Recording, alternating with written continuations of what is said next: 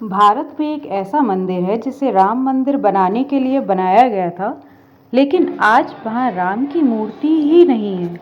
और सबसे हैरान करने वाली बात, इस मंदिर की बनावट किसी किले या महल जैसी लगती है, मंदिर जैसी बिल्कुल भी नहीं लगती।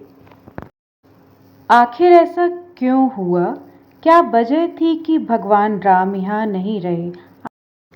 आज हम जानेंगे चतुर्भुज टेम्पल ओरछा की 400 साल पुरानी रहस्यमयी कहानी। अगर आपको ऐसे ही इतिहास और रहस्यों से भरी जगहों की कहानी पसंद है तो अभी चैनल को सब्सक्राइब कर लीजिए, क्योंकि आज की कहानी आपको हैरान कर देगी। और अगर इससे पहले मेरे चैनल पर नए आए तो चैनल को लाइक और सब्सक्राइब करना, बेल आइकन को प्रेस करना ना भूलें। और आपने मेरी पिछली वीडियोस में बहुत सारा प्यार दिया हुआ है, बहुत सारे व्यूज़ आए हैं, तो उसके लिए धन्यवाद आपको।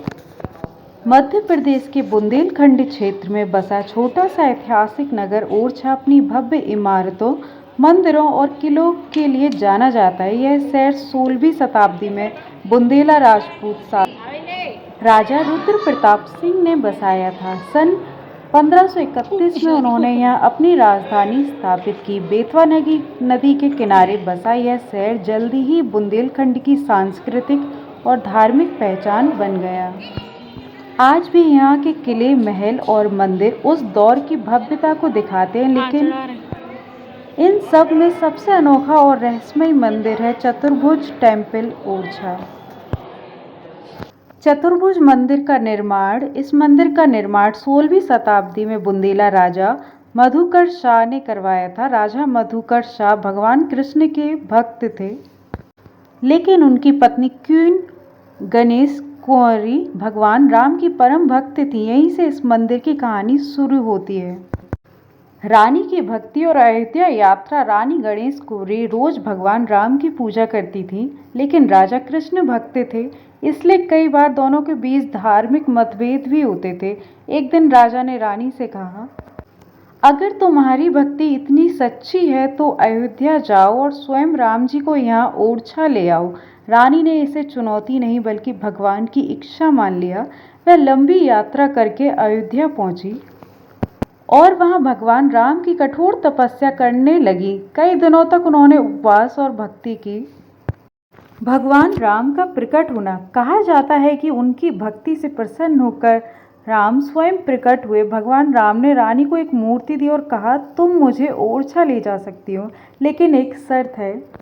जहाँ पहली बार मुझे रख दिया जाएगा, मैं वहीं स्थायी रूप से स्थापित हो जाऊंगा। रानी ने यह शर्त मान ली। पहली गलती, रानी भगवान राम की मूर्ति लेकर ओरछा वापस आई, लेकिन तब तक मंदिर पूरी तरह तैयार नहीं हुआ था, इसलिए रानी ने स्थायी रूप से मूर्ति को अपने महल के रसोई घर में रख दिया। लेकिन जैसे ही मूर्ति रखी गई, वहीं स्थिर हो गई। जब बाद में मूर्ति को चतुर्भुज टेम्पल ओरछा में ले जाने की कोशिश की गई तो वह हिली ही नहीं। रामराजा मंदिर का जन्म यही कारण है कि जहां मूर्ति रखी गई थी, वहीं आज प्रसिद्ध मंदिर बना रामराजा टेम्पल ओरछा। रामराजा सरकार के नाम से जिसे जाना जाता है, यह भारत का एकमात्र मंदिर है जहां भगवान राम को राजा के रूप में पूजा जाता है। आज भी यहाँ पुलिस गार्ड सलामी देते हैं और उन्हें ओरछा का राजा माना जाता है। चतुर्भुज मंदिर क्यों खाली रह गया? अब तक सवाल यह था कि इतना विशाल मंदिर जो राम जी के लिए बनाया गया था, उसका क्या होगा। तब इस मंदिर में भगवान विष्णु की चतुर्भुज मूर्ति स्थापित की गई। इसी कारण इस मंदिर का नाम पड़ा चतुर्भुज मंदिर, यानी 4 भुजाओं वाले विष्णु भगवान का मंदिर। मंदिर की अद्भुत वास्तुकला। चतुर्भुज टेम्पल ओरछा की वास्तुकला बेहद ही अनोखी है। यहाँ की नक्काशी जो दीवारों पर बनी है, देखने के लिए ही बनी हुई है। यह मंदिर किसी महल या किले जैसा दिखता है। इसकी कुछ खास बातें आपको मैं बताती हूँ। मंदिर लगभग 105 मीटर ऊंचा है। इसमें ऊंची ऊंची मीनारें हैं, विशाल सीढ़ियां ऊपर तक जाती हैं। ऊपर से पूरा ओरछा शहर दिखाई देता है। मंदिर की डिजाइन मंदिर और किले का मिश्रण लगती है। इतिहासकार मानते हैं कि इस तरह से बनाया गया था इसे, ताकि यह धार्मिक स्थान के साथ साथ सुरक्षित संरचना भी हो सके। मंदिर की दीवारों पर प्राचीन चित्रकारी और नक्काशी देखने को मिलती है। इनमें रामायण और विष्णु से जुड़ी कथाएं दर्शाई गई हैं। हालांकि समय के साथ कई चित्र धुंधले हो चुके हैं, लेकिन आज भी उनकी झलक इतिहास की कहानियां सुनाती है। ओरछा की सांस्कृतिक पहचान। आज ओरछा सिर्फ एक शहर नहीं बल्कि इतिहास और आस्था का संगम है।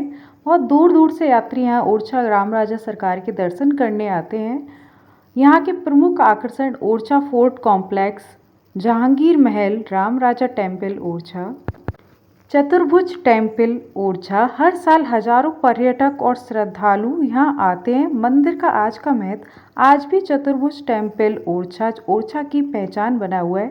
यह सिर्फ एक मंदिर नहीं, आस्था का एक प्रतीक है, बल्कि इतिहास, आस्था और वास्तुकला का अद्भुत उदाहरण है। और सबसे दिलचस्प बात है कि जिस मंदिर को राम जी के लिए बनाया गया था, वह आज भी उस अधूरी कहानी का गवाह है। मध्य प्रदेश के ऐतिहासिक नगर ओरछा में कई मंदिर, महल और ऐतिहासिक धरोहरें मौजूद हैं, जो बुंदेलखंड की समृद्ध संस्कृति और इतिहास को दर्शाती हैं। उन्हीं में से एक अत्यंत प्रसिद्ध और श्रद्धा से जुड़ा स्थान है हरदौल टेम्पल ओरछा, जो कि वीरता, त्याग और भाई भाभी के पवित्र रिश्ते की अनोखी कहानी को दर्शाता है। बुंदेलखंड के लोक नायक लाला हरदौल से, जिन्हें आज भी लोग देवता की तरह पूजते हैं, ओरछा की धरती पर बहने वाली पवित्र बेतवा नदी भी इस क्षेत्र की पहचान का महत्वपूर्ण हिस्सा है। बेतवा नदी के किनारे बने महल, छतरियां और मंदिर इस स्थान को और भी सुंदर बनाते हैं। हरदौल मंदिर और बेतवा नदी की कहानी, इतिहास, लोक कथाओं और आस्था का अद्भुत संगम है। बुंदेलखंड क्षेत्र में लाला हरदौल का नाम बहुत सम्मान से लिया जाता है। उनका असली नाम हरदौल सिंह था और वे ओरछा राज्य के शाही परिवार से संबंध रखते थे। वे झुंझर सिंह के छोटे भाई थे और कहा जाता है कि हरदौल बहुत बहादुर, न्यायप्रिय और जनता के प्रिय थे। उनके स्वभाव में विनम्रता और साहस दोनों थे, इसलिए ओरछा की जनता उन्हें बहुत मानती थी। उस समय ओरछा बुंदेला राजाओं की राजधानी हुआ करता था और यहाँ का राज परिवार अपनी वीरता और संस्कृति के लिए लाला हरदौल अपने बड़े भाई झुंझार सिंह के प्रति बहुत सम्मान रखते थे और राज्य के कामों में भी उनका सहयोग करते थे। लेकिन इतिहास की एक दुखद घटनाओं में से उन्हें अमर बना दिया। कहानी के अनुसार यह एक समय ओरछा के दरबार में कुछ लोगों ने राजा झुंझार सिंह के मन में संदेह पैदा कर दिया कि उनके छोटे भाई हरदौल और उनकी रानी के बीच अनुचित संबंध हैं। यह बात पूरी तरह झूठी थी, लेकिन षड्यंत्रकारियों ने बार बार ऐसी बातें कहकर राजा के मन में शक पैदा कर दिया। राजा झुंझार सिंह ने इस बात की सच्चाई जानने के लिए एक कठोर निर्णय लिया। उन्होंने रानी से कहा कि अगर वह पवित्र है तो उन्हें हरदौल को अपने हाथों से विष मिला भोजन खिलाना होगा। रानी यह सुनकर बहुत दुखी हुई, क्योंकि वे जानती थी कि हरदौल निर्दोष है, लेकिन राजा के आदेश को टालना भी असंभव नहीं था। जब यह बात लाला हरदौल को पता चली तो उन्होंने रानी को सांत्वना दी और कहा कि उन्हें दुखी होने की जरूरत नहीं है। उन्होंने कहा कि यदि उनके बलिदान से रानी की मर्यादा और सम्मान बच सकता है तो वे खुशी खुशी यह बलिदान देने के लिए तैयार हैं। यह सुनकर रानी रो पड़ी, लेकिन परिस्थितियों के सामने वे असहाय थी। आखिरकार वह दिन आया जब रानी ने अपने हाथों से हरदौल को विष मिला भोजन परोसा। हरदौल ने बिना किसी शिकायत के वह भोजन स्वीकार किया और शांत भाव से उसे खा लिया। कुछ ही समय बाद विष के प्रभाव से उनका देहांत हो गया। इस तरह उन्होंने अपने जीवन का बलिदान देकर रानी की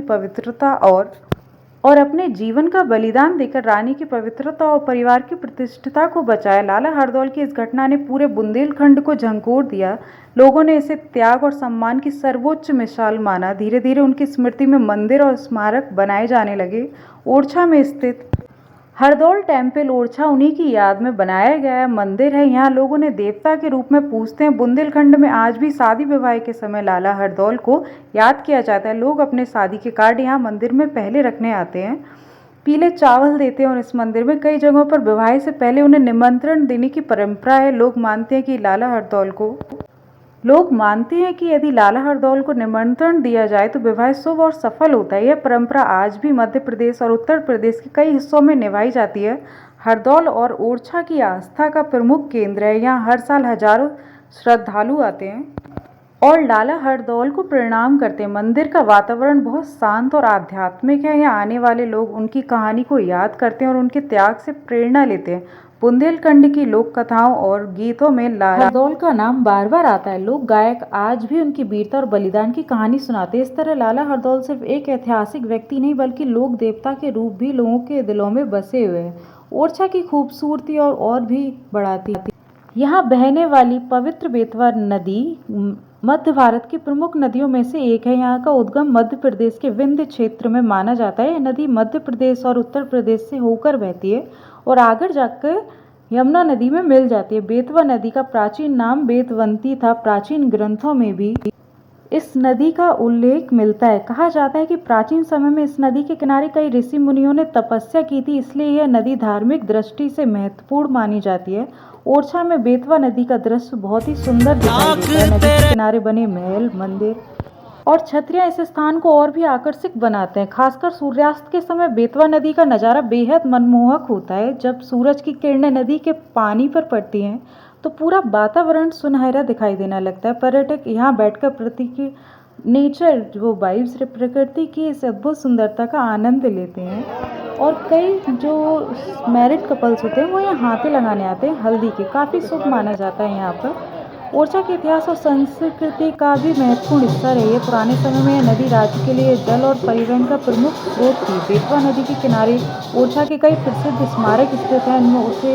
इनमें से ओरछा के राजाओं की छतरियाँ विशेष रूप से प्रसिद्ध हैं। ये छतरियाँ नदी के किनारे कतार में बनी हुई हैं और उनकी वास्तुकला बहुत ही सुंदर है। इन स्मारकों को देखकर ऐसा लगता है कि जैसे इतिहास आज भी यहाँ जीवित है। बेतवा नदी के आसपास का वातावरण, स्थानीय लोगों का मानना आज भी ये है कि यहाँ जल बहुत ही पवित्र है और इसमें स्नान करने से मन को शांति मिलती है। यही कारण है कि ओरछा आज भी इतिहास प्रेमियों, पर्यटकों और श्रद्धालुओं के लिए एक विशेष स्थान है। आप ये मेरा वीडियो कहाँ से देख रहे हैं मुझे कमेंट में बताइए। जय श्री राम। मिलते हैं अगले वीडियो में।